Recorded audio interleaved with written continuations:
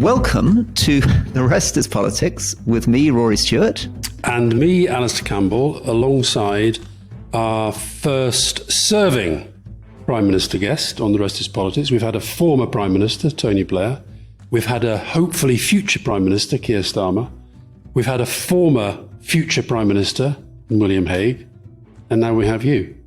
And one of the reasons we have you is that I'm well aware that you're a regular listener to the Rest Is Politics, and you particularly enjoyed the interview with William Hague, which is the one interview which Rory Stewart has managed to secure so far. I think it was the best episode of the series because it's not at all something you can get often nowadays.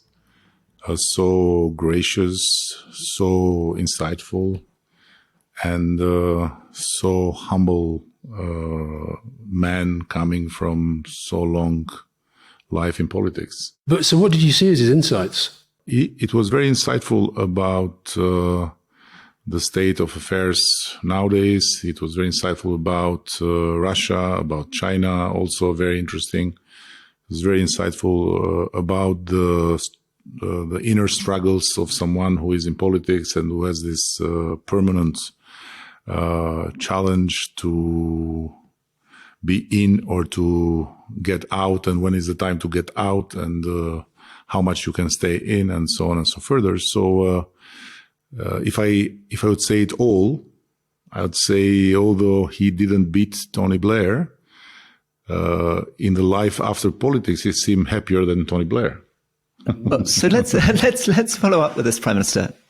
So you're an extraordinary example of this. You're unusual, very unusual as a politician. You were a very leading artist, serious professional artist, and a serious international basketball player as well as sportsman before you became a politician. How do you think about politics? How do you know when you've been in long enough? How do you know when your mind is beginning to become adversely affected? What do you think are the strains of being a politician? First of all, I have to set the record straight. I was not a serious international basketball player. I was a mediocre national basketball player, and the reason why I played basketball, first of all, was my asthma, because my parents thought that it was good for me to play basketball to fight my asthma, which was true. Secondly, the reason why I was taken and make all the way to the national team was because I was particularly tall in that time, particularly short Albania. And thirdly, yes, I tried to be up to the task, but I would not at all accept that I was an internationally serious basketball player. Played few international games from the bench, but at the end was a fantastic experience of understanding teamship, understanding leadership, understanding solidarity, and also conflict, and so many things that sports gives to you.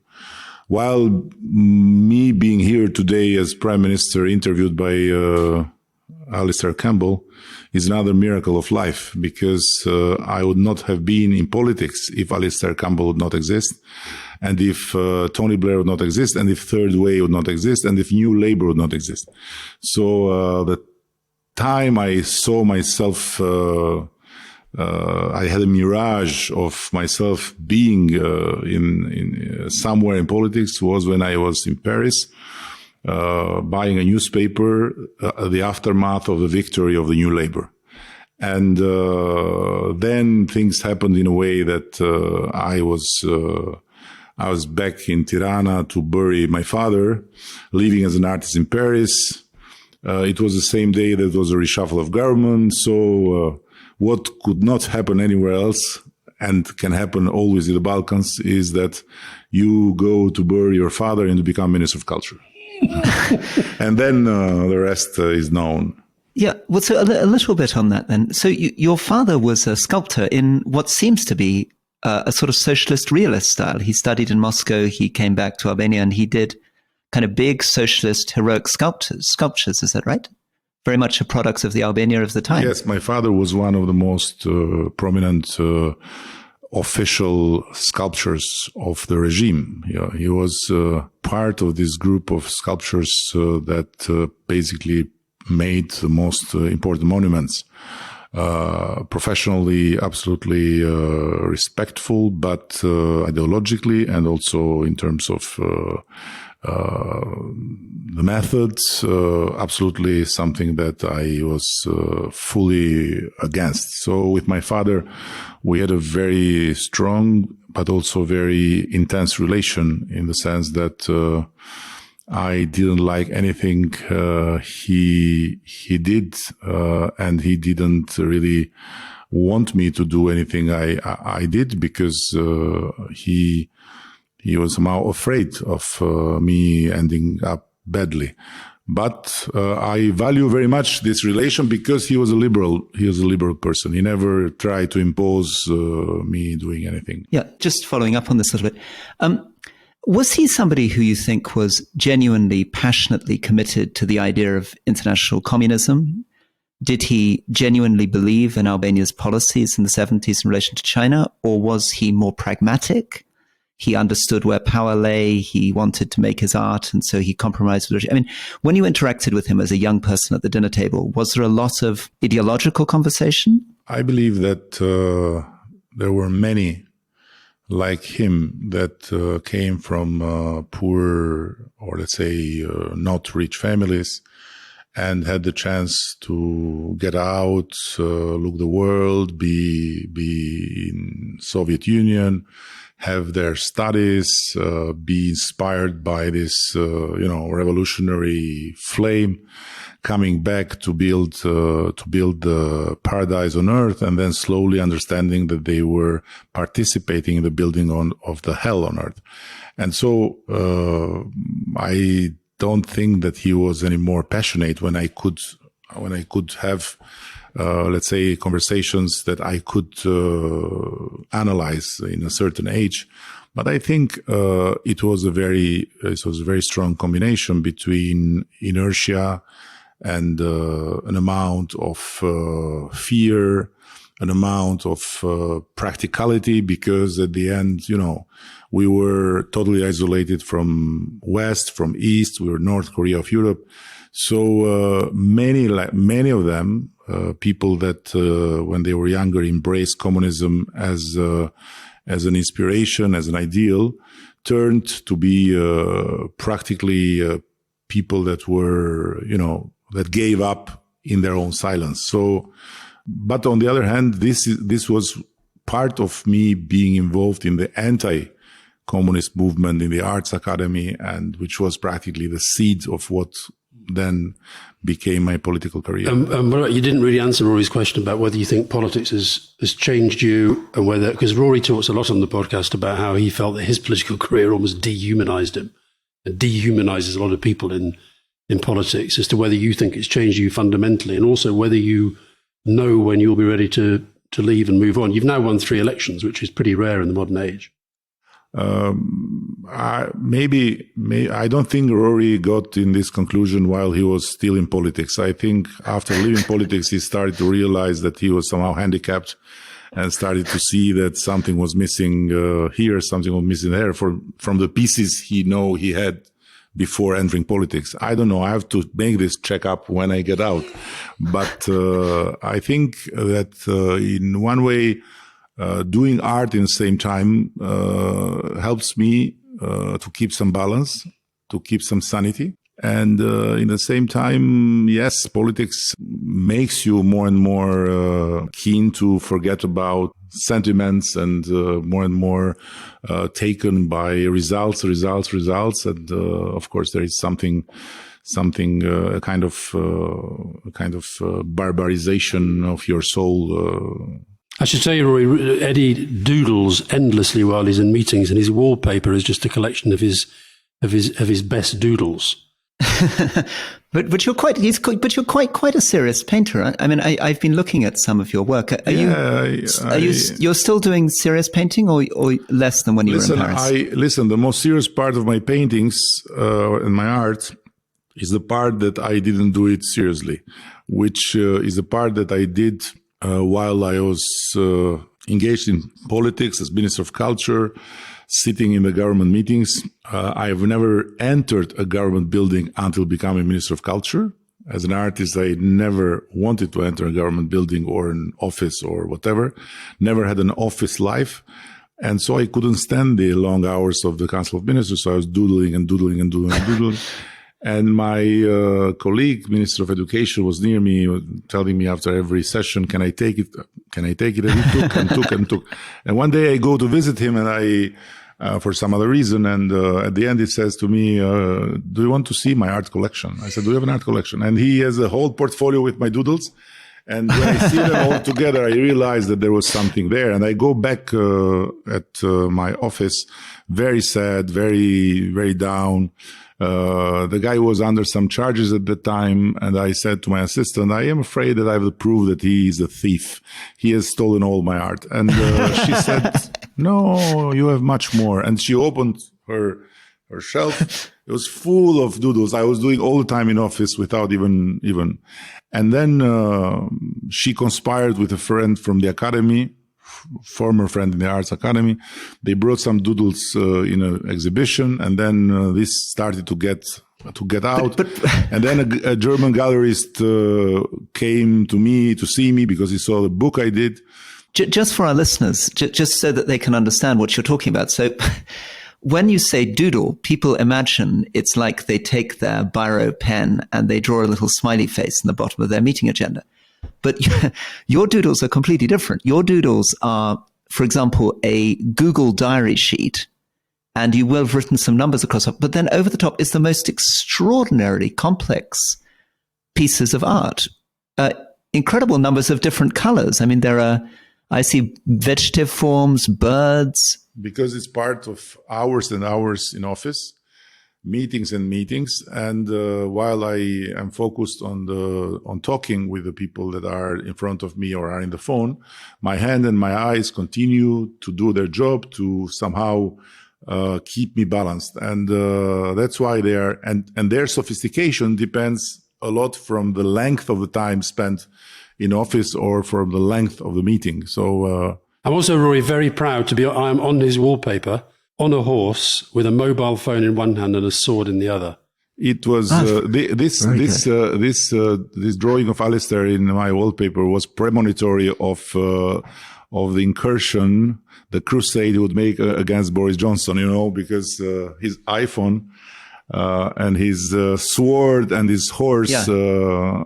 That's very beautiful. So I have a wonderful friend who's a great political supporter who sent me, there's a Rembrandt picture that maybe you know of a young man in a sort of Polish Cossack horse costume riding on a horse through a legendary landscape with a crumbling castle in the background. And he sent this to me also to try to inspire me to write against Boris Johnson. So maybe there's a cavalry theme coming through. So Eddie, you've raised Boris Johnson, not me. Okay. No, I simply raised Boris Johnson. So just tell me every time, because this is Alastair on the horse with his sword and his iPhone is in front of my eyes many times, and every time I used to see it, I used to just pity Boris to have behind him someone so obsessed to kill him as soon as possible. So, your assessment now of, let's just go through a couple of current things and then come on to your assessment of where we are as a country and where you are as a country. So, first of all, you've had this extraordinary situation with Iran, cyber attack that you've had to respond to pretty vigorously. We've also got the issue of the spike in Albanians crossing the channel in small boats, which has become a problem for both your government and ours. And then I think also, just briefly on what your assessment of Britain in the world is now. We've had this British week in Albania, lots of good cooperation, but I'd be interested in your take post-Brexit. And finally, your assessment of Albania's place in the world, which, you have massive progress, but you've also got big challenges you're still facing. So take us through all of that. So the Iran thing has to do with a heavy cyber attack on us that we worked very, very thoroughly to understand who was behind it. And the attribution is not based on assessments that come from, speculation, but is based on a forensic, on proofs and on the hard work of some super special teams that we had with us from Microsoft, from US, even UK experts had to look in it. So we had 100% proof that the Islamic Republic of Iran was behind it. So we had to retaliate with the severance of our diplomatic ties. And why were they doing it?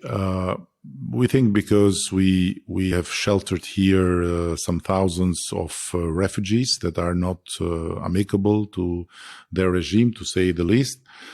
And we did it in a fully humanitarian basis. They were in Camp Liberty in Iraq. They were massacred and raided every 2 weeks, every 3 weeks by the Iranian Secret Service, and kids and women were killed. So we accepted to shelter them. Albania has always been, keen to give shelter to people in trouble. We have done it during the Second World War.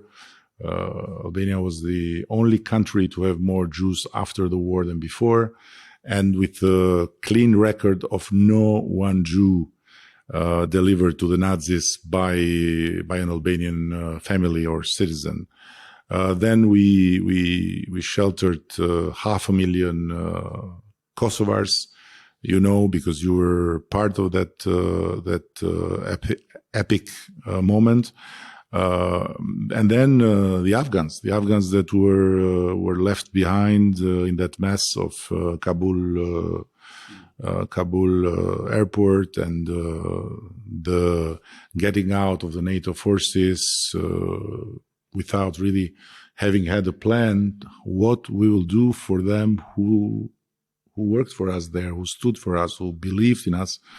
And I found this was not good, not right, So we opened the doors for some thousands of Afghans, and so it's in our DNA, let's say, and we don't regret it, and we'll do it again and again and again, because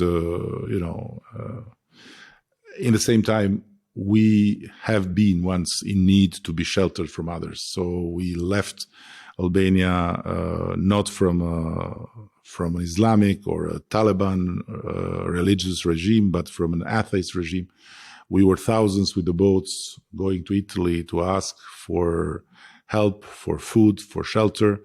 And we are here today in this new stage of our history because someone helped us before. So and the small boats? The small boats is a sad story, frankly, although it's an unclear story, because there are numbers we see in the British media that do not really match with the numbers we see in our own side. So this increase, there was a very interesting article in The Guardian that was somehow questioning these numbers. But beyond that, we need to know from where these people coming. They are Albanians, yes, but they're Albanians from Albania, Albanians from Kosovo, they're Albanians from other Albanian areas. They are coming from Albania, or they are coming from France, or they're coming from Greece or from Italy. We had the same situation with France some time ago. We had the same situation with Germany some time ago. And when Germany declared the safe origin and simply didn't accept anymore to put the people in an asylum-seeking procedure by giving them funds, social assistance, house, and so on, they moved to France. And now they are moving towards England. So it's very important to understand. But this being said, we are cooperating with the British authorities. We are setting some operations to tackle the traffickers, because the terrible part of it is that this is a very lucrative business for traffickers. And but do you have any understanding of why it is suddenly just these numbers have gone up in the way that they have? You never, it's always like a rumor coming out, and then some are going, and then some relatives there are calling, and then the noise is that in Britain you have now some opportunity because there is a vacuum created there. We can feel it. So it's how it works.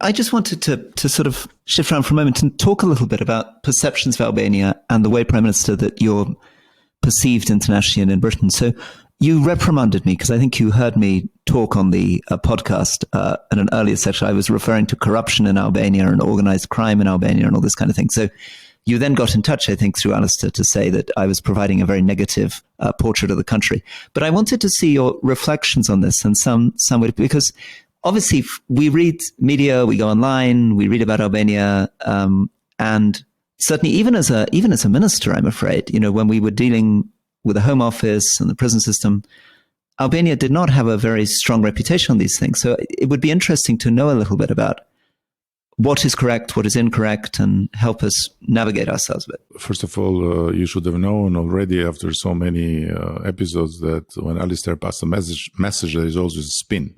I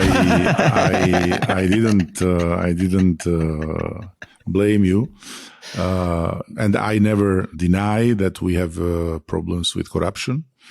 And we have also problems with crime because we are not yet in a stage of a modern country that provides for the citizens all the service and all the standards that make corruption unnecessary. Because corruption at the end, when it comes to developing countries, is an alternative of the state. It's a service that is given in a not legal way because the state is somehow being late or being lazy or being unable to give this service. Prime Minister, can I interrupt for a second? Sorry, this is a historical question, but was organized crime and corruption a big issue under communism before 89, or is it something that largely occurred because of the breakdown of that system in 89? No, during communism, we never heard about the word corruption. Word corruption came with a new vocabulary. In my memory, I don't recall to have heard the word corruption. Crime, yes, there were some, petty crime, but organized crime, no, because organized crime by definition is transnational. So, it has to do with trafficking, it has to do with smuggling, it has to do with a lot of activities that imply borders, imply interactions. So we didn't have that. But we didn't have many other things during communism. For example, Albania was, I think, the country with the lowest heart attacks in the world. Because lowest heart attacks? Yes, because our cholesterol was zero. Because we didn't have much to eat and we were on vegetables, no meat, no alcohol, no nothing. So we were a country with no heart attacks. So heart attacks and cholesterol came with democracy. This is the Britain of the future, Rory. I think another 12 years of the Tories. Corruption and organized crime came with democracy. So these are part of this path. This being said, I think we have done incredible work, and we have achieved incredible results in fighting exactly this type of corruption, because corruption in the scale of undermining the law for big profit is everywhere. The problem with the developing countries, which you don't find in developed countries, is that corruption touches everyone.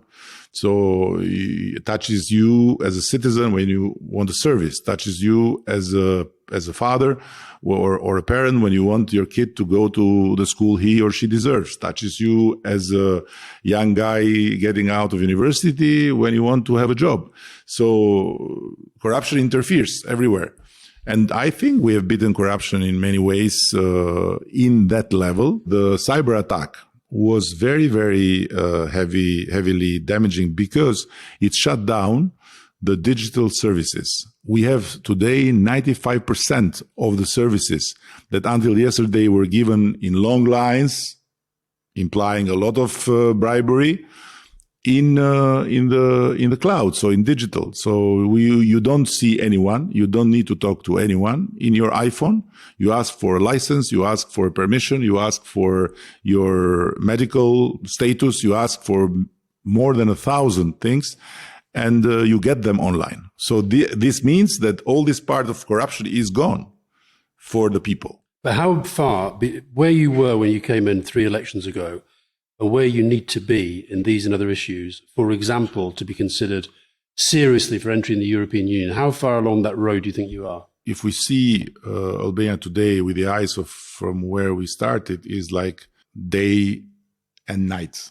If we see Albania tomorrow from the eyes where we are, it's night and day. So we need to make a lot yet, it's a long way. And how you had a very, very good relationship with Angela Merkel. Has that continued with Scholz? Do you still feel the Germans are very, very supportive? I have to tell you one thing that is not a joke, is a real thing. When I met Scholz in Angela's office and I sat in front of him for some minutes, I was in a very strange state of mind because I was thinking it was she presenting herself as a man in front of me. Really? Same posture, same place of the hands, same way of looking, same way of reacting, same pace of the voice. The moment I realized it was not her, but was him, was when he said, "I'm very committed to bring Albania and the Western Balkans in the EU during my mandate." She would never said that. But she was doing it. No, but because it needs time, it needs a lot of time. And then I said, okay, but how many mandates you are going to win to do that? No, I mean, he's a lot of continuity. I think it's totally unfair to criticize him based on the comparison with Angela when she left. And I believe if people try to remember Angela in her first months in office, I'm sure she and Scholz would be again the same. So she was not the Angela we know now. She was much more fragile, much more secure, much more, So I think he has all to be Angela all the way. Prime Minister, tell us about Angela at her peak. I mean, you're an admirer of her. What is it you think made her? Do you think she's the greatest European politician of this decade? Well, maybe in this decade is very easy to be the best in Europe. Competition not very big. Yes, I think she saved the honor of Europe and the honor of our civilization the moment she stood very strong in front of the huge wave of refugees in 2015. This was amazing. Against all polls, against all public opinions, against all the fears and the unknown, she stood. And this was an incredible moment of feeling the privilege to know her. And then I think, yes, she was great in the sense that she never spoke wishful thinking. She always prepared herself. She always stick to the facts. She always tried to be truthful. She never, I think Angela Merkel was someone you could not charm. You couldn't charm her? You couldn't charm. She was someone that didn't feel the need to be charmed, She was very gentle, very kind, but being uncharmable is the highest level of the respect and of the self-awareness and the dignity. I think it's amazing. She was not someone you could charm. So the 4 questions I laid out earlier, you dealt with 3 of them, but not Britain. So you mentioned there, of those qualities you've just outlined for Angela Merkel, how many of them would apply to our recently departed Prime Minister? He wants to bring me in the horse, this, you're talking about paintings, there is another famous painting, with this, with a death, with a young lady in the horse. So Alastair now wants me to be the young lady that, with the innocent face of a poor Albanian prime minister tells how horrible Boris Johnson was. But I'm not going to get in your trap. No. Yeah, but the answer is you wouldn't say any of those things about him that you said about Angela. Otherwise, you'd have said them. Tell us about recent French leaders compared to recent German leaders. How do you think they rate compared to German leaders in their conduct in the last decade? I think Emmanuel Macron has another problem. People, especially in France, they really don't know who he really is, and it's a pity that he cannot transmit when he's in public how interesting he is, how human he is, how much respectful he is of people, how curious he is to listen. It's really incredible, to have the president of France text you out of the blue and say, how you see things, tell me, what do you think, like this. So it means that he's someone absolutely a lot, maybe not absolute, but a lot different from what the French think, that he's an arrogant boy, that he doesn't really feel people, he doesn't really care about anything else than the rich. It's not true at all, he's someone with a vision, with ambition, but I don't know what's missing that doesn't make the right connection with people.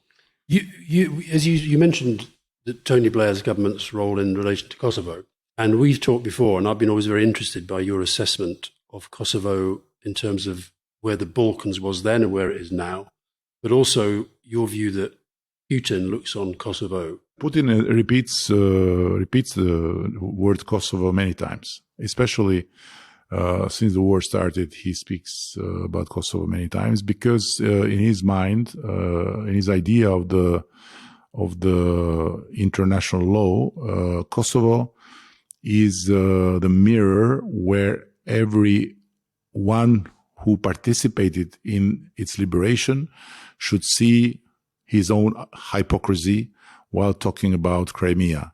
In his mind, Kosovo is the biggest example of how the Western world, America and its allies, broke brutally international law.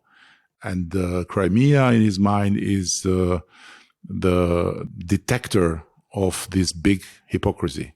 And more than Iraq, you feel, in his mind? For Iraq, he has of course the conviction that it was in breach of international law. But when it comes to Kosovo, it's much more to him a twin case of Crimea. So a land that was taken from one state in the name of the people living there, while Crimea is the land taken back to the state where it belongs in the name of people living there. So. And Prime Minister, just on that one, for our listeners, particularly American, British listeners, the situation in the Western Balkans is something that people talk about, but there's very, very little covered. Is it something that people should be anxious about? Is it people that policymakers in Washington and London should be focused more on? In this moment, I'm less preoccupied. I was very preoccupied in the beginning because Western Balkans. First of all, I think that European Union is the only geographical reality in the history of the maps with one outside border and one inside border. And within this inside border is the Western Balkans. So you cannot enter the Western Balkans without entering EU. And you have to enter EU and to get out of EU to be in the Western Balkans. And you cannot get out of the Western Balkans without re-entering EU. So it's like having a stomach within your body, but somehow circumscripted with a border. And Prime Minister, sorry, I'm going to be just interrupt for a second for our listeners, just to remind them that we're talking here about some of the tensions in Bosnia-Herzegovina, Northern Macedonia, Montenegro, Kosovo. Now, within this borders, within EU, Russia has its most obvious influence, from Republika Srpska in Bosnia to Serbia itself, to Montenegro partly, and to North Macedonia. So let's say in this Slav Orthodox world, there is a lot of Russian influence.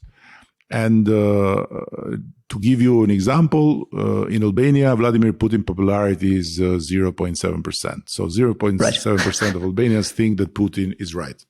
99.3% think that Putin is wrong. While in Serbia, 80% of Serbs think that Putin is a hero showing his balls to the West. I was preoccupied because, of course, Putin tried to use its influence to disrupt here in the Western Balkans.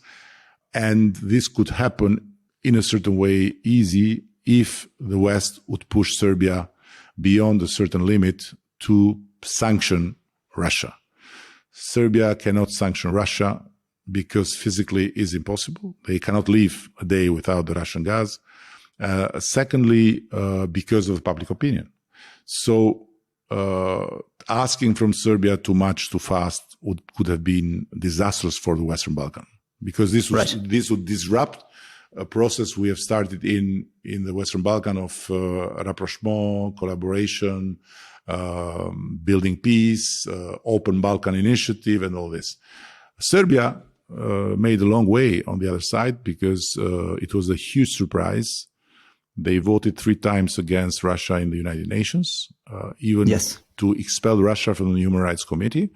So, as far as this sanction thing will not be so pressuring to break it, I'm not much preoccupied. Are you happy about being within the context, again, of getting to the European Union, that you and Serbia, in a sense, have to develop in different ways, but at the same time? And is your relationship with Serbia good? It's not a matter of being happy. It's a matter of finally having understood that you don't pick your neighbors, and your neighbors are there to stay. So the choice is very, very clear. Or you look for trouble, and troubles will hit you and will make your life more difficult, or you look for peace and cooperation.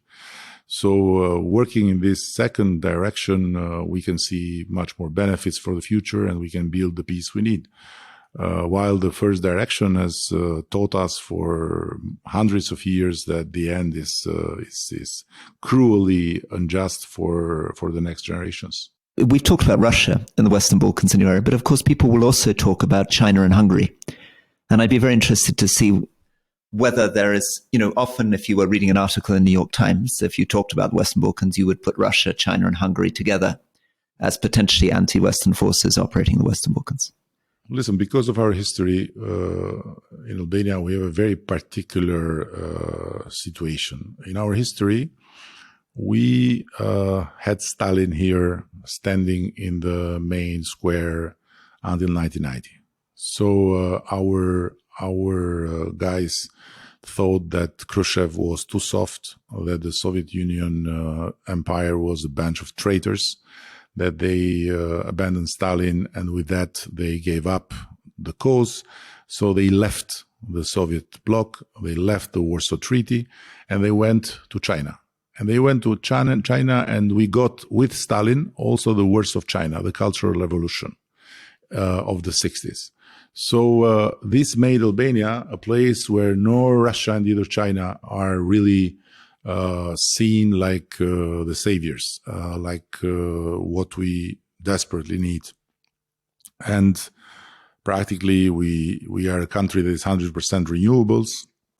We are based, our electricity is fully based on hydro production. So we don't have Russian gas. We don't have Russia here in any shape or form, only with an embassy that has removed lately because we named the road of the embassy Free Ukraine. And their envelopes were coming, Russian embassy Free Ukraine, Russian embassy Free Ukraine. So now they moved in another place. And I heard from the mayor that he wants to move the name to that place. Let's see what will happen. China is also not very present in Albania. We have a normal relation, but not that much. But beyond that, I have to bring the attention on one point. In Europe, they speak more and more about geopolitics. They speak more and more about Western Balkans. They speak more and more about not letting what they call third actors to fill the void. And guess what? The pandemic comes. They are all in their moment of uncertainty, chaos, and they gather and they distribute vaccines within the EU countries, and no one of those comes to us. So we are, as I said, in the middle of Europe, and we are connected to the European life in all ways, with people living in Europe, with TVs from Europe. And we felt like fishes out of water. And what we did? We ran to Turkey, to China, and to Russia. And it was Turkey that provided vaccine for Albanians. It was China that provided vaccines for Serbia and other parts. It was Russia that provided some to some others. So without these three heads of the devil, let's say, would not have survived. So now... So the European Union, you would argue, made a mistake. The European Union made a shameful mistake. And then they started to bring vaccines. Now, and I said to them when we were back in the council, don't do it again with the energy crisis. If you have a package to support the countries of the European Union with extra money to mitigate the huge cost of the energy, don't let the Balkans out, because it will be another example of saying something and meaning something else and doing something completely different. So you still desperately want to get into the European Union. What is your assessment of Britain's role in the world? Listen, we have it's the first time in our history that we have chosen with our free will where we want to be. For centuries, we have been where we didn't choose and where we were not asked, under different regimes, in different places, but never where we belong, which is, let's say, the Western civilization. And in 1990, when the anti-regime movement succeeded, the slogan was, we want Albania like Europe. So being in Europe is for us to be in a safe place and to be in a place where people count, not where others decide for you. Sometimes, it's embarrassing to have to answer the question, Britain is leaving, you are entering. And it feels a bit like, divorcing and telling to a young man in love, don't marry. It doesn't work. Everyone has to go through the marriage to realize that maybe it's not so amazing. So divorcing has never stopped others to marry. And some marriages work. There are even cases when second marriages work. So maybe Britain will come back one day to remarry with Europe. It looks like impossible today, but maybe one day they'll rethink of it, because, being alone, surrounded by water, it's not always so amusing. Prime Minister, I had I've been fascinated by this visual image you've given us, which is this Northern Renaissance painting by Hans Baldung called "The Knight, Death, and the Maiden." And for the readers who are listeners who haven't seen the painting, essentially it's a knight on a horse with a maiden. It's the second time in a him. row he's talked about our readers, right? Rory, just podcast, listen, books, read. Okay. I need to get this straight in my head. Okay, so we have a picture. Early 16th century. We have a knight on a horse. We have a maiden grabbing onto the knight, and then we have Death with his teeth grabbing onto the skirt of the maiden's skirt. And you were expressing yourself as seizing like the maiden onto Alastair Campbell the knight as he rides away, with Death trying to chew onto your skirt. I wondered what direction you think you and Alastair can ride in the future, if not against Boris Johnson. What would be an exciting direction for the two of you to go on your horse? Are you doing a fourth term? I know it's all to be seen, and the great thing with Alastair, which I think it's shown also by this podcast, is that he is very successful in things that even him does not expect before. So I'm sure that he'll find something else to do when it comes to do something together. And I'll be very pleased to embark with him in his horse. But please not to kill another Conservative Prime Minister. This he can do with his own, not with me. Well, listen, thank you for your time. Thank you. I didn't realize that is what got you into politics. I've never heard you say that before, but that was the whole New Labour thing, third way. Yeah, this was the biggest inspiration. It was like a mirage. I didn't decide at that moment, but I envied Tony Blair. I envied this young new politician coming and breaking the old house with this completely new spirit and this wave of change and this rock star, type of communication and all this. And then I started to follow all the way. And practically the first thing I did when I became leader of the party, I started the third way thing, and the one man, one vote process, and many more.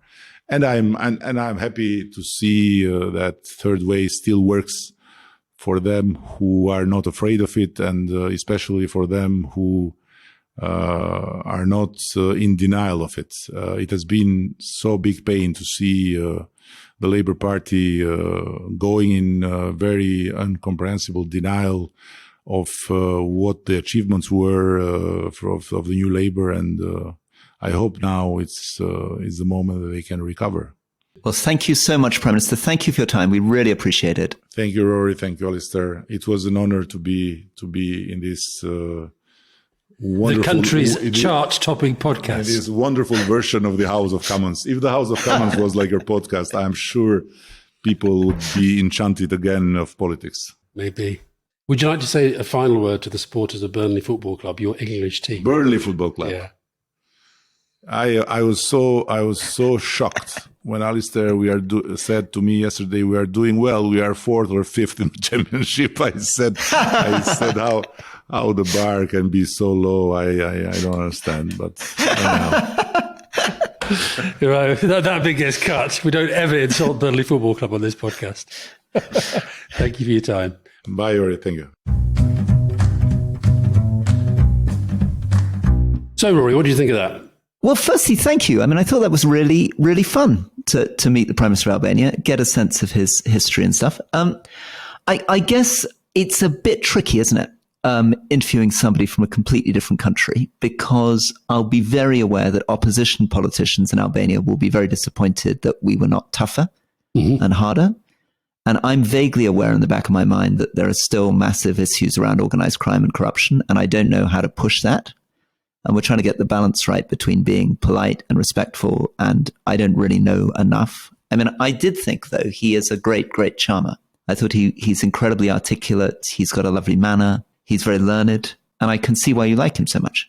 Look, we could have sort of run him ragged over Albania dominating the cocaine market in the UK and whether they've been tough enough in the past, and we could have done that. But the thing is, I also know, because I also don't forget, I've seen him being interviewed a lot. He's and he has followed the Tony Blair rule book in many, many ways.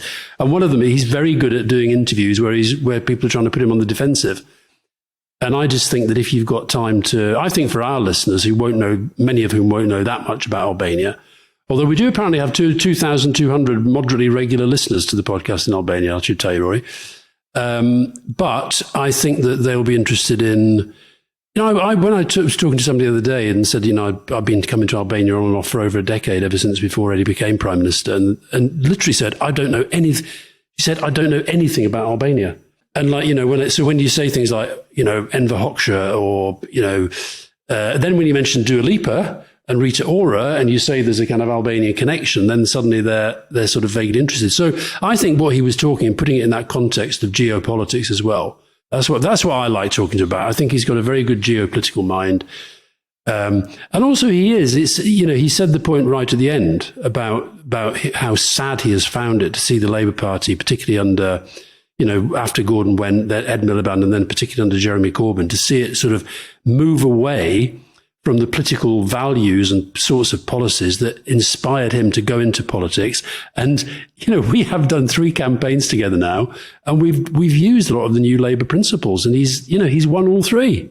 To get it done, yeah. I mean, I'm fascinated, but it's so difficult, isn't it, with serving politicians to get honest answers to problems. So one of the things I'd be interested in, I'm very interested in countries with a lot of corruption, organized crime, is how dangerous is it to be a prime minister or a minister? I mean, how much freedom have you got? Are you actually in a situation where if you really alienate these people, they come along and kill you? I mean, I remember talking to a Jamaican politician who was leaving Jamaican politics because he quite literally said he was going to be murdered if he continued.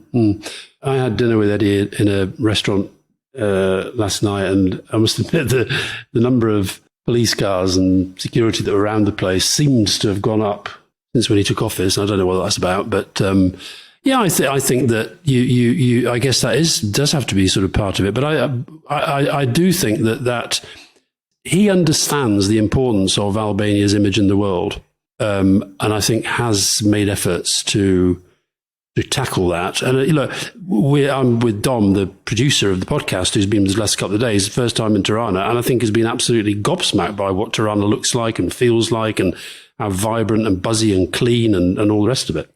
He's nodding. My friend Emma's just been on holiday, just thinks it's absolutely beautiful. And I mean, he's doing very, very well on the PR. I mean, my favorite journal, the New York Times, if you go through their stuff in Albania, there's lots of stuff about, a largely unexplored corner of Europe with 265 miles of coastline, high-end waterside resorts, and lovely stuff about how Tirana is becoming a creative haven for artists. Well, tourism's going really well in Tirana. And listen, I recommend Albania for holidays regularly to people, particularly young people who are maybe looking for, not to get broke on the back of a good holiday.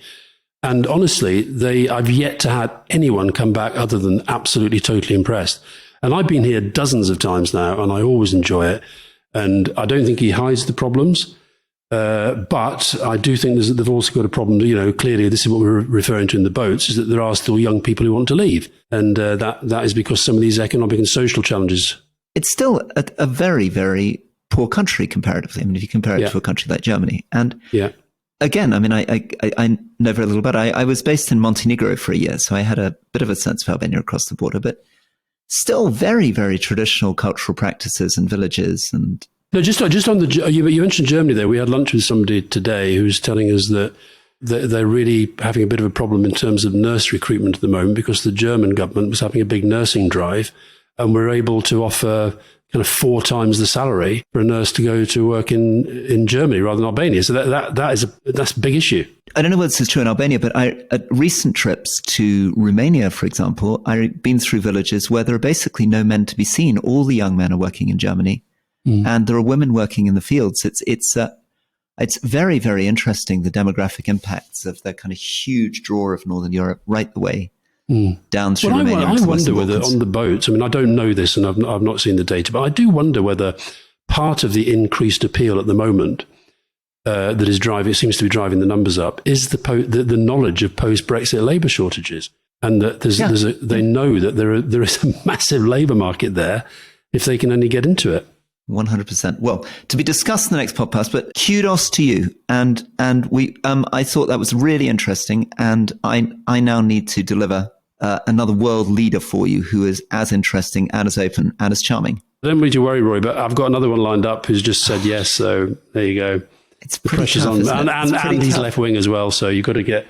But he did like William Hague, so that's good. So do make sure William Hague listens to it. I definitely will. All right. Lots of love, Alastair. Bye-bye. Thank you. All the best. Take care. Bye.